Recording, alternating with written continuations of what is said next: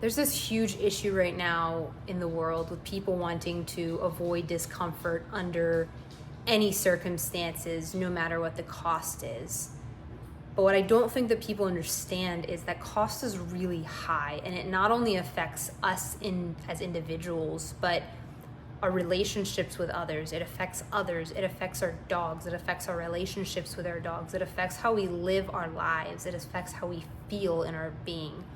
And it's really, really, really sad, because by trying to avoid something that is uncomfortable, we are inadvertently making things so much harder for ourselves and those around us than it really needs to be.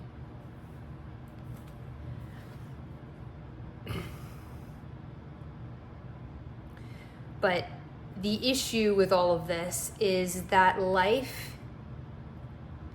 the way that life works is through being uncomfortable. If we didn't have that, we wouldn't actually be happy. Think about pretty much anything in the natural world. If you want to be fit, you have to go to the gym. Your muscles are going to grow. They're going to rip. It's going to hurt. You have to be consistent with it. It's hard. You might have to wake up early. It's hard. You're going to be uncomfortable. If you want friends, you're going to have to go have awkward conversations with people potentially, because you're trying to figure each other out. You're going to have to maybe go try things that you didn't really love to try or think you wanted to try to make some friends. You want to make money or have certain things in life, have more freedom, time, whatever it is. Again, probably have to wake up early, might have to do something you don't love for a while. And even if you do love it, you're probably going to not love a lot of parts of it. If you want to be a good person, this is a big one. If you want to be a good person, you're going to have to outgrow parts of yourself that you don't agree with anymore, or in trying to become something more and something greater, something bigger, something better. You're going to have to do things that you didn't necessarily think that you wanted to do, or ways that you didn't want to go through. Think about teenagers. All of us went through that at some point or another. That was fun, right? Our bodies are growing, they're changing. We're going from being a child to an adult. Our hormones are absolutely ridiculous. Our body is changing, our mind is changing, our emotions are changing. We have to come up with opinions of ourselves. Who do we want to be? Well, we sure figure out real quick a lot of the things we don't want to be. That's a metamorphosis that we have to go through as humans. Just a simple biological metamorphosis, although there's a lot of other levels going on in there. Metamorphosis itself, the original definition, a caterpillar going to a butterfly, it quite literally becomes mush, has to disintegrate, basically, to become this flying, colorful creature. I can only imagine that's going to be kind of uncomfortable. The issue is if we avoid discomfort all the time, say we decided we were going to do that. Somebody who, like myself, is naturally a little bit more withdrawn, who is naturally and ironically a lot more of an introvert. I could stay at my house and never go try to talk to people.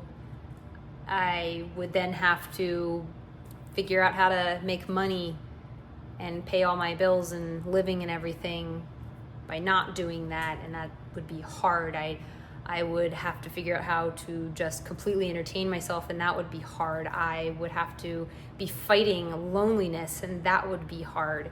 Ironically, I'd actually probably be fine for a little while because I enjoy being alone very much. But in the long run, even I, who am naturally an introvert, and I think really anyone, you're still going to hit a point where you need something else. You need human connection. We need more. We need more. We are born to connect. We are born to grow. We are born to evolve and become more than what we are. And it is uncomfortable.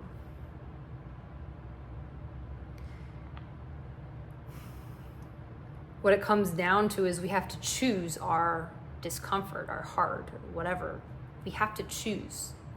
Are we going to just stay in our comfort zone and never risk anything to try to become more?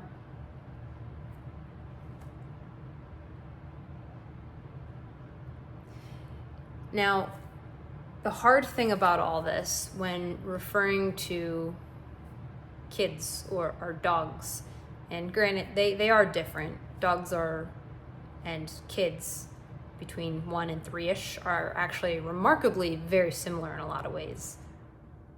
Of course, we use a lot of different methods of communicating and assisting and supporting for both of these things, both of these beings. And the hard part about all this is unless you're actually a psychopath or allow your undesirable energy, like your anger, to overcome you and allow that to take charge and actually inflict pain, unless that happens, we don't want to cause discomfort to our kids. We don't want to cause discomfort to our dogs. We don't want to be uncomfortable. Nobody, I think, wants to be uncomfortable, especially not initially. But what I see happening from a human standpoint, as a previous teacher, special educator, taught a lot of different things, I would see these kids, and again, this is going to cross right over to dogs, but I would see these kids with all these behavior struggles and all this energy and uncertainty that they didn't know where to put or how to express, and it would become, oh, how do I get the attention and do this? And it would become like irritating and harsh to the other kids and the teachers and the students and the parents, and it would be hard for them. They're in this constant state of stress because they didn't know where the boundaries were. They didn't know where the boundaries were. Now, I'm not saying they needed to be abused. I am not saying that. Nobody should be abused. These are two separate issues, and this is the thing that I think people jump to one extreme or the other. The word boundaries can mean a lot of things, but we all need boundaries. All of us need boundaries. If there weren't prisons for, let's say, murder, that's something that most of us can agree that you probably shouldn't be killing people. If there weren't those things, people would be substantially worse.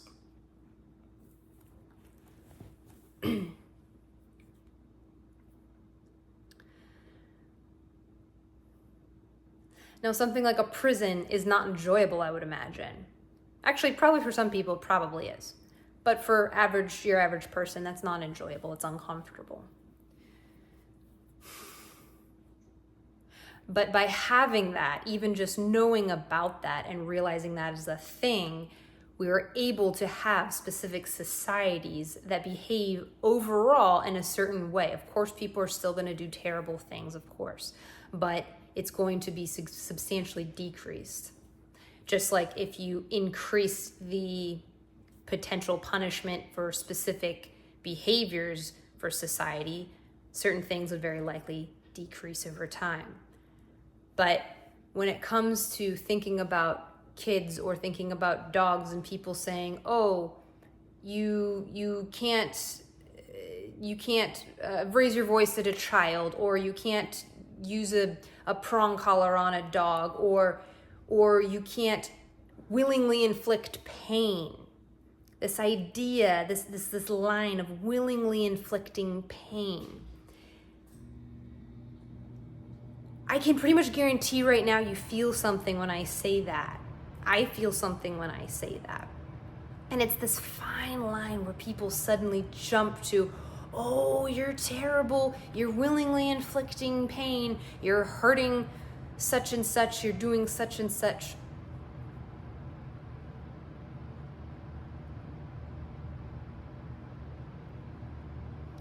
But what people don't understand is that when kids have clear boundaries, when dogs have clear boundaries, and they understand, oh, when I cross this line, this uncomfortable thing happens. And on the flip side, which is the other aspect, hugely and significantly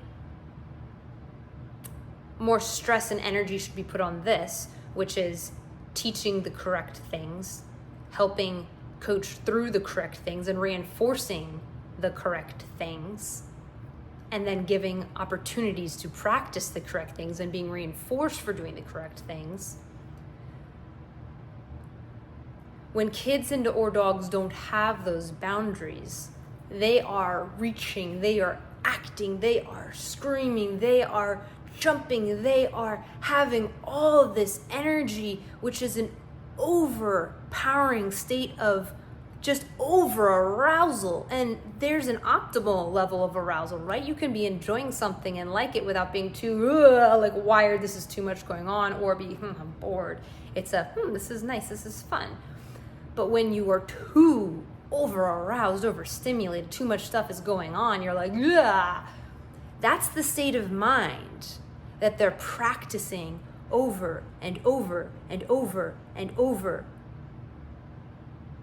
It's no wonder why there's so much ADHD in the world. It's no wonder why all these things are happening. There's so much more reactivity. There's so much more, many more stories that you hear of these crazy things happening. And people, for whatever reason, so many of you thankfully do understand, but being willing to look this thing that feels uncomfortable for us to talk about in the eye and saying, why does that make me uncomfortable even talking about it? And why do I feel this strong feeling towards the idea of a tool or the idea of this or and very likely it's probably because in the back of your mind it's, oh, because that one person or that one dog abused this situation 1,000 times and I never want my dog to have to go through that. Good, your dog shouldn't have to be abused. Absolutely not.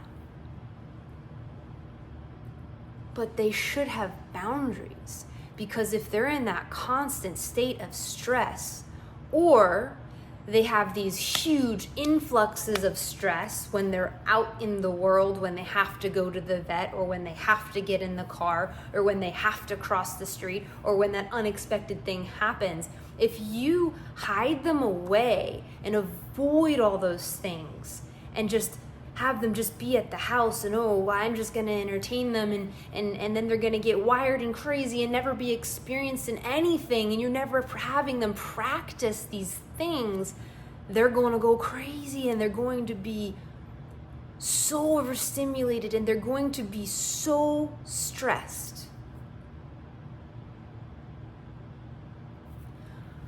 I had this client recently who left the most wonderful review I could have ever imagined.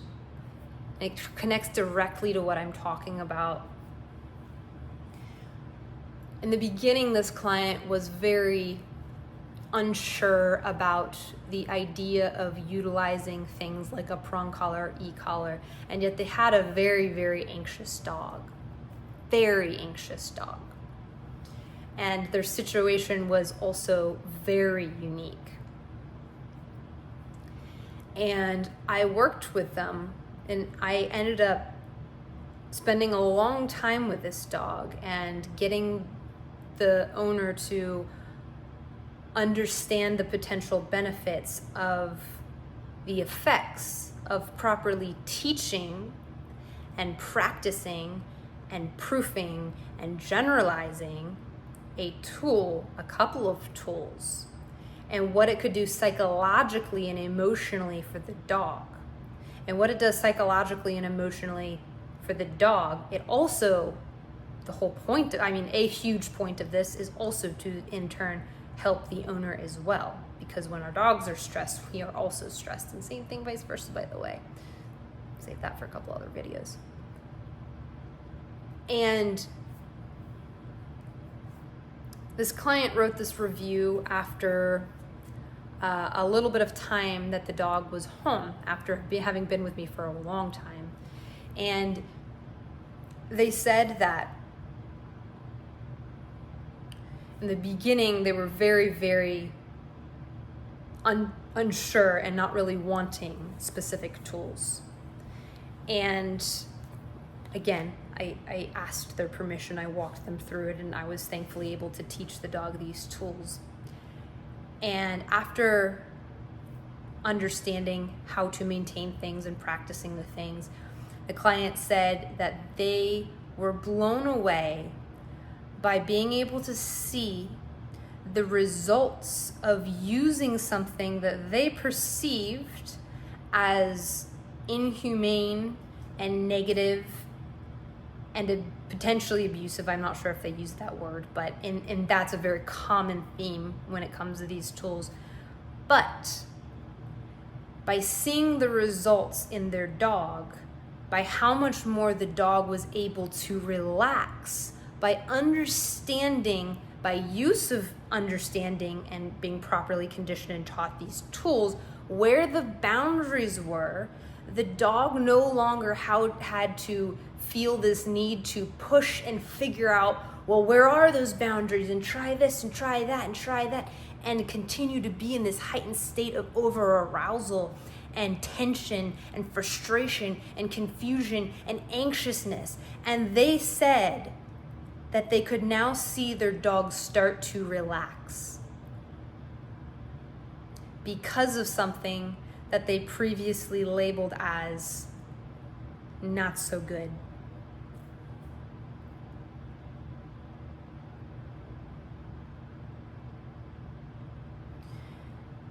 And the thing is that when we as humans go through uncomfortable situations, especially when we do this willingly, because we see the other side, or we think maybe the other side is actually kind of worth it. Maybe I do want to be healthy and fit and go to the gym. Maybe I do want to feel strong. Maybe I don't want to feel insecure and unsure about myself. And maybe I do want to have some friends. Maybe I do want to make connections. Maybe I do want to become more. And when we go through these uncomfortable things, I'm going to go to the gym. I'm going to wake up early. I'm going to go have that conversation that's really strange with this person. I'm going to go do these things and express myself. And we go through these things. We become so much more confident,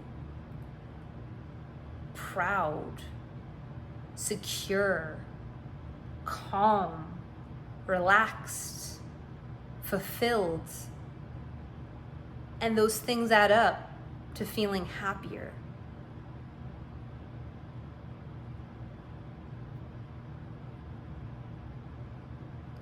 The point of leaning into discomfort,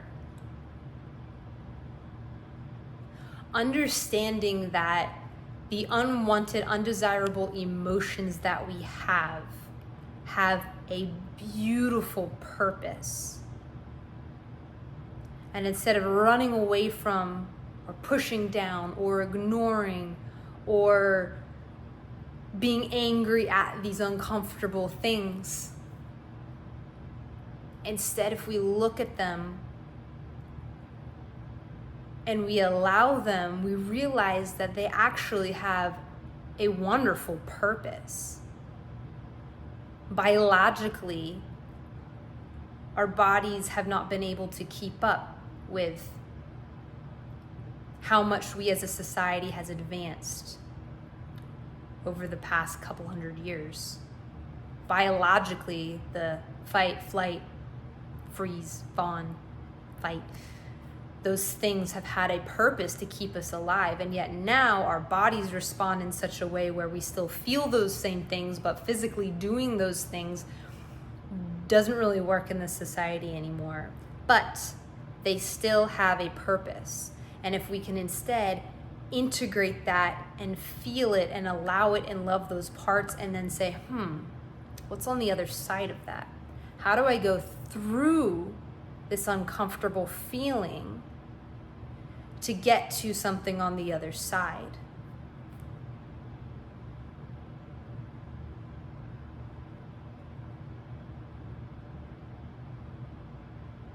And it's really hard, I think, the first couple of times that you actively, intentionally do this, because you don't really know.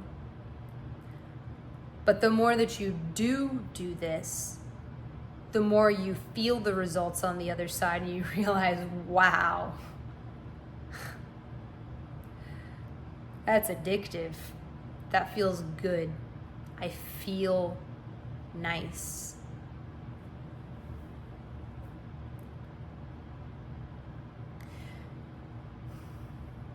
And again, I'm going to talk more later about how our emotions affect our dogs and vice versa later. But at the end of all this, just understanding that the point of leaning into discomfort as opposed to avoiding it is not to inflict pain, is not to hurt or punish. It should not be to hurt or punish or inflict pain. It should not be that as being the intention, because what is the point of that? That's horrible. And what's the point of that? Yes, again, sociopaths might feel reaffirmed in some way for controlling something. But for those of us who actually love and care about those around us and our dogs, and we want our dogs to be successful and happy and fulfilled and honestly kind of a little bit independent, at least a little bit independent, especially the more anxious dogs. The point is to be able to provide these situations where they can be supported through potentially slightly uncomfortable situations, so that they can also then benefit in the same way that we benefit, by feeling more confident, by feeling more relaxed, by feeling more proud, by feeling good. And that's not done by avoiding. That's not done by ignoring and not looking at the scary thing. That's done by looking it directly in the eye and seeing the value that it provides by walking through it. Not to just stay in it, but to feel it, to go through it, to experience it, to grow those muscles, to get to that other side and realize, wow, that was pretty cool. So, I hope this helps a little bit in having a slightly new way of thinking about uncomfortable things. I hope that it in some way inspires you a little bit. Now, I'm not saying to go grab a prong collar or an e-collar and throw it on your dog. Don't do that. Do not do that. Please go consult a professional. Please really ask and think about the emotional process and well-being that each individual dog is going to go through, and please figure out what's going to work best for you and your dog and your style, your lifestyle. But just because you don't understand something or something makes you uncomfortable, please don't avoid it. Think about it, ponder it, and then take that first step. Thank you.